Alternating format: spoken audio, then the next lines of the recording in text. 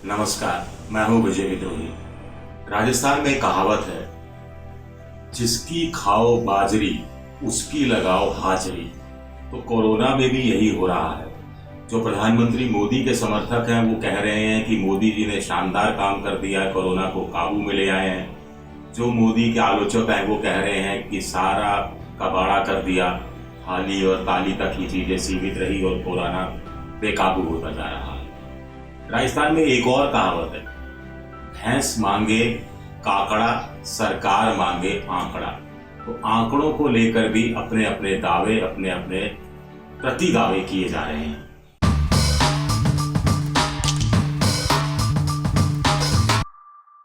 जो सरकार के पक्ष में लोग हैं वो कह रहे हैं कि कोरोना काबू में है। वो कह रहे हैं कि मौत की संख्या बहुत कम है, भले ही संख्या कोरोना पीड़ितों की बढ़ रही हो। जो अपोजिशन में है, जो इसके विरोधी हैं, उनका ये कहना है कि कोरोना बेकाबू होता जा रहा है। मनीष सिसोदिया कह चुके हैं अकेले दिल्ली में जुलाई के अंत तक 5 लाख पार हो जाएगा। कुछ लोग कह रहे हैं कि अंततः हिंदुस्तान में करीब 60 करोड़ आबादी ऐसी होगी जो किसी न किसी तरीके से कोरोना से प्रभावित होगी, भले ही वो पॉजिटिव होके अपने आप ही ठीक हो जाए। अब आंकड़ों का खेल भी बड़ा मजेदार है। पहले जो लोग कह रहे थे कि संख्या बहुत कम है कोरोना पीड़ितों की, अब जब संख्या 3 लाख के आसपास पहुंच रही है तो उनका कहना है कि देखना चाहिए कि मौत जिनकी हुई है वो संख्या कम है। अब यहाँ भी वो आंकड़े दे रहे हैं। वो कह रहे हैं कि मई 12 में 70,000 केस थे तो 87 मौतें हुई थी। मई 19 में 1 लाख के आसपास केस हुए, 134 मौतें हुई। मई 26 को 1.5 लाख के आसपास केस हुए, 146 मौतें। जून 2 को करीब 2 लाख केस, 2004 मौतें।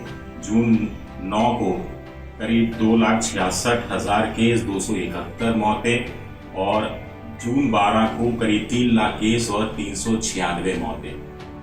अब इसमें भी आंकड़े देखिए कैसे चतुराई से खेले जाते हैं।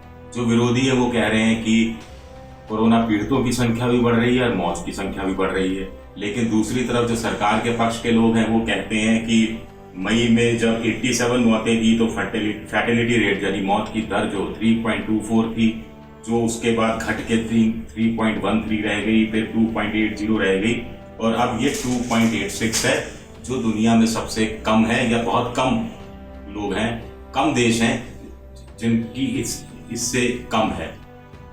आमतौर पर 6% या 6.5% या 7% तक मौत की दर है। तो इस हिसाब से खेल खेला जा रहा है आंकड़ों को लेकर। इसके अलावा देश में क्या हो रहा है? इसके अलावा देश में राज्यसभा चुनाव के बहाने सरकारों को गिराने या सरकारों को बचाने का खेल चल रहा है और यहाँ विधायकों के पक्ष में डीबीटी यानी डायरेक्ट बेनिफिट ट्रांसफर के आरोप लगाए जा रहे हैं।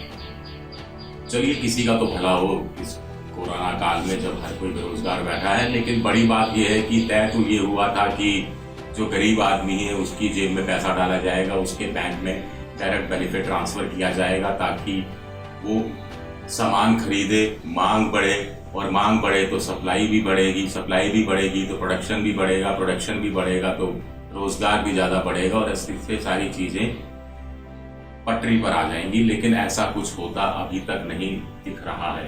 ये बड़े अफसोस की बात है। वर्चुअल चुनावी राजनीति हो रही है जिसमें जनता और नेता आमने सामने नहीं है। ये किस तरह की राजनीति है और इस तरह की राजनीति अभी करने की जरूरत क्या है जब चुनाव बहुत दूर? वैसे भी हमारे यहाँ जब तक जनता और नेता आमने सामने नहीं हो तब तक बात बनती नहीं है, तब तक दाद दी जाती है, दाद ली जाती है, नेता जोर शोर से नारे लगाते हैं, नारों को जनता दोहराती है, लेकिन ऐसा हो नहीं रहा है। एक और चीज हो रही है, आमतौर पर आपको जानकर हैरानी होगी कि सरकारी परियोजनाओं का काम क्यों अटकता है। सरकारी परियोजनाओं का काम इसलिए अटकता है कि पैसे की कमी हो जाती है, इसलिए अटकता है कि अदालती पेच फंस जाता है, इसलिए बहुत बार अटकता है कि भूमि अधिग्रहण में देरी होती है, इसलिए भी अटकता है क्योंकि राजनीतिक विवाद खड़े हो जाते हैं। कोई दूसरी सरकार जिसने कोई परियोजना शुरू की हो वो बदल जाती है, दूसरी सरकार आती है, उस परियोजना को गिराकर एक नई परियोजना लेकर आती है। लेकिन पहली बार ऐसा हो रहा है कि मजदूरों की कमी के कारण सरकारी परियोजनाएं अटक रही हैं। जयपुर का एक उदाहरण है बड़ा इस पर जिक्र करना जरूरी है। सोडाला से लेकर अंबेडकर सर्किल तक एक एलिवेटेड सड़क बनाई जा रही है। 170 करोड़ इसकी लागत है। 70% काम हो चुका है। एक वक्त में 400 मजदूर काम कर रहे थे, अब इन मजदूरों की संख्या घटकर 100 भी नहीं रह गई है। जो जेडीए है, जयपुर विकास प्राधिकरण, जो ये बनवा रहा है प्राइवेट कंपनी के, उसे पसीना आ रहा है।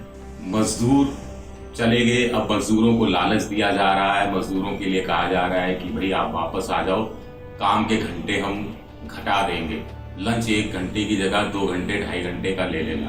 पहले ये लालच भी दिया गया, ऐसा माना जाता है कि जो आपको दिहाड़ी मिलेगी, जो मजदूरी मिलेगी, उसका कुछ हिस्सा एडवांस आपको दे दिया जाएगा। लेकिन मजदूर आ नहीं रहे। जो मजदूर मुजफ्फरपुर और गोरखपुर से आना चाहते थे वो बस में भी बैठ गए थे, हमें बताया गया। रेलवे स्टेशन तक आ गए थे, लेकिन अचानक खबर आई कि राजस्थान ने 7 दिन के लिए बॉर्डर सीज कर दिया। इस खबर में भी थोड़ा गड़बड़ घोटाला था, लेकिन मजदूर वापस चले गए क्योंकि कंफ्यूजन की स्थिति थी।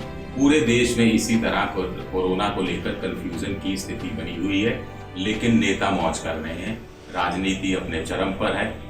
सबको अब ऐसा लगता है कि कोई काम मिल गया हो, और जनता सोच रही है कि हमको तो कोरोना के भरोसे छोड़ दिया, हमारा तो साथ नहीं दे रही सरकारें। और ये किस तरह की राजनीति में सारे राजनीतिक दल उलझे हुए हैं। कम से कम सरकारें इतना तो तय करें कि जो कोरोना पीड़ित है उसको समय पर जांच हो जाए, उसकी समय पर उसका नतीजा आ जाए। अगर वो पॉजिटिव निकलता है तो उसको समय पर बेड मिल जाए, उसको ऑक्सीजन की ज़रूरत है तो ऑक्सीजन मुहैया हो जाए, वेंटिलेटर की ज़रूरत है तो वेंटिलेटर मिल जाए। लेकिन हम देख रहे हैं दिल्ली से लेकर कलकत्ता से लेकर अहमदाबाद से लेकर मुंबई तक कैसे मरीजों को भटकना पड़ रहा है, कैसे सुप्रीम कोर्ट को बीच में इंटरवीन करना पड़ रहा है, कैसे कोरोना पीड़ित जो हैं, जो मर गए हैं, उनकी लाशों के साथ दुर्व्यवहार किया जा रहा है, उनके दाह संस्कार में किस तरह की चीज़ें सामने आ रही हैं। ये पूरी दुनिया देख रही है, पूरा भारत देख रहा है, लेकिन नेता शायद नहीं देख पा रहे हैं। नेताओं का जो प्रिय शगल है राजनीति,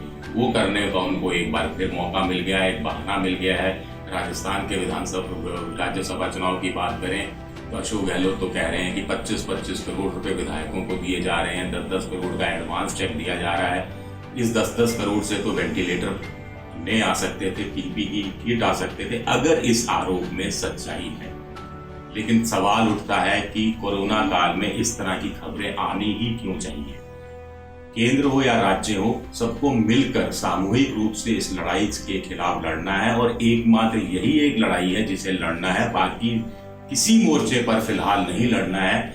ये बात आम जनता जब समझ सकती है, आम पड़ोसी समझ सकते हैं, तो फिर सरकारें क्यों नहीं समझती, केंद्र सरकार क्यों नहीं समझती, विभिन्न राजनीतिक दल क्यों नहीं समझते, राज्य सरकारें क्यों नहीं समझती, ये बात समझ से परे।